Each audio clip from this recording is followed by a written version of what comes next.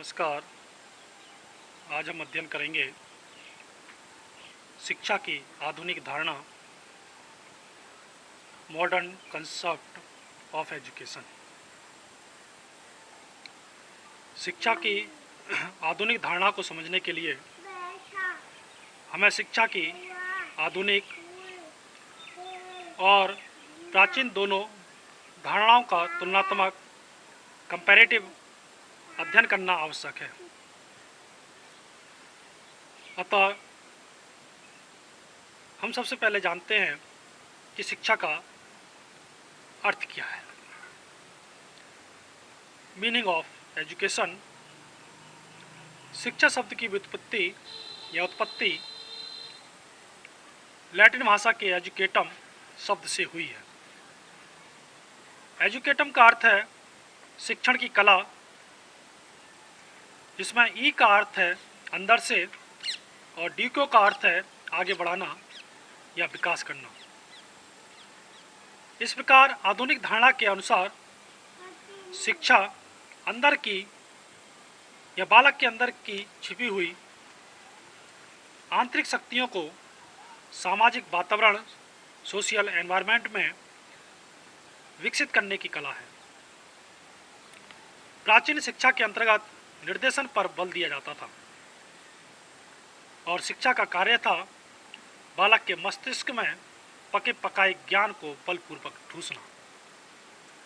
आजकल मस्तिष्क एक खाली बर्तन, एन एम्पटी विजल और एक कोरी प्लेट, ए ब्लैंक प्लेट आदि प्राचीन धारणाओं का खंडन करते हुए इस बात पर बल दिया जाता है कि ना तो मस्तिष्क एक खाली बर्तन के समान है जिसको भरने के लिए निर्देशन या गाइडेंस द्वारा ज्ञान को बाहर से भरना अथवा बलपूर्वक ठूसना आवश्यक है, और ना ही एक कोरी प्लेट है, ये ब्लैंक प्लेट जिस पर विषय वस्तु या कंटेंट को अंकित किया जाए।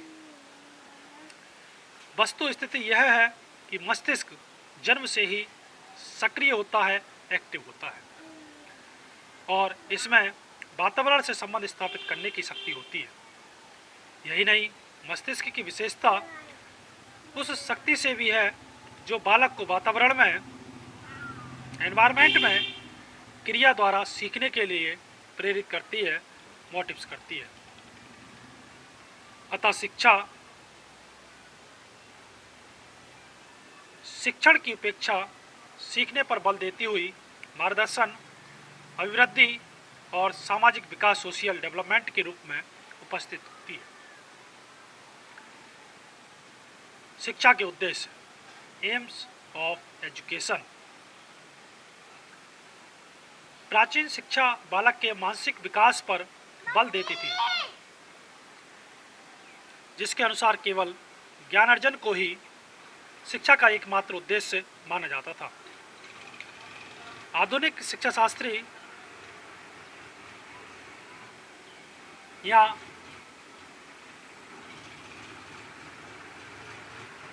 आधुनिक शिक्षा शास्त्री व्यक्ति की प्रकृति का अध्ययन करते हुए मानसिक विकास, मेंटल डेवलपमेंट के साथ साथ उसके शारीरिक, फिजिकल, सोशल और आध्यात्मिक, स्पिरिचुअल विकास पर भी बल देते हैं। इस दृष्टि से आधुनिक शिक्षा का उद्देश्य है बालक के व्यक्तित्व या पर्सनैलिटी का सर्वांगीण विकास और उसमें सामाजिक कुशलता के गुणों का विकास करना। अगला है करिकुलम या पाठ्यक्रम। प्राचीन धारणा के अनुसार पाठ्यक्रम या करिकुलम में केवल उन विषयों को ही सम्मिलित किया जाता था जिनके अध्ययन से बालक का मानसिक विकास या मेंटल डेवलपमेंट हो जाए। इससे पाठ्यक्रम पूर्व निश्चित और स्थिर बन गया था। आधुनिक युग में बालक के सर्वांगीण विकास हेतु करिकुलम संबंधी या पाठ्यक्रम संबंधी और सहगामी दोनों प्रकार की क्रियाओं और अनुभवों को सम्मिलित करके पाठ्यक्रम को लचीला, फ्लेक्सिबल और प्रगतिशील, प्रोग्रेसिव बनाने पर बल दिया जाता है, जिससे प्रत्येक बालक अपनी अपनी रुचियों और आवश्यकताओं के अनुसार विकसित होकर समाज की यथाशक्ति सेवा करता रहे। आधुनिक पाठ्यक्रम मॉडर्न करिकुलम के अंतर्गत ज्ञान अर्जन संबंधी विषयों की अपेक्षा सामाजिक अध्ययन पर बल दिया जाता था। शिक्षण पद्धतियाँ मेथड्स ऑफ टीचिंग। शिक्षा की प्राचीन धारणा पाठ्यक्रम के सभी विषयों को कंठस्थ करने पर बल देती है।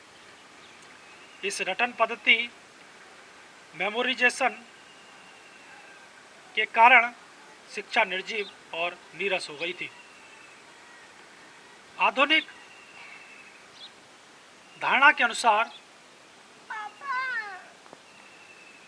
अब बालक के सर्वांगीण विकास हेतु रटन पद्धति मेमोराइजेशन की अपेक्षा खेल विधि, करके सीखने की विधि और योजना आदि शिक्षण पद्धतियों टीचिंग मेथड्स का प्रयोग किया जाता है, जिससे प्रत्येक बालक अपनी अपनी रुचि या इंटरेस्ट और आवश्यकताओं के अनुसार वास्तविक जीवन के अनुभव प्राप्त करके स्वयं विकसित होता रहे। अनुशासन या डिसिप्लिन। प्राचीन धारणा के अनुसार अनुशासन या डिसिप्लिन के लिए कठोर दंड और केवल डंडे को ही शिक्षक की सहायक सामग्री समझा जाता था। आधुनिक धारणा दमन की अपेक्षा शिक्षक के प्रभाव और नियंत्रित स्वतंत्रता पर बल देती है, जिससे बालक में आत्म अनुशासन सेल्फ डिसिप्लिन की भावना विकसित हो जाए। अगला है परीक्षा एग्जामिनेशन। शिक्षक को बालक की शैक्षणिक प्रगति एजुकेशनल रिपोर्ट का पता लगाने के लिए परीक्षा का प्रयोग करना पड़ता है। अतः परीक्षा के संबंध में प्राचीन धारणा ने निबंधात्मक परीक्षाओं को जन्म दिया, जिससे बालक की रटन शक्ति का पता लग जाए।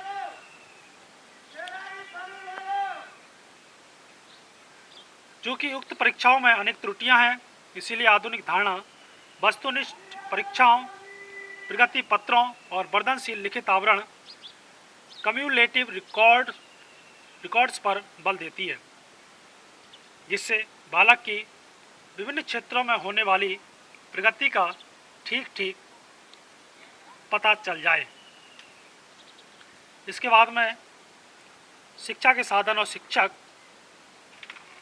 और अन्य शिक्षा की आधुनिक धारणा के अंतर्गत और पॉइंट्स हम कल की व्याख्यान के अंतर्गत डिस्कस करेंगे। धन्यवाद।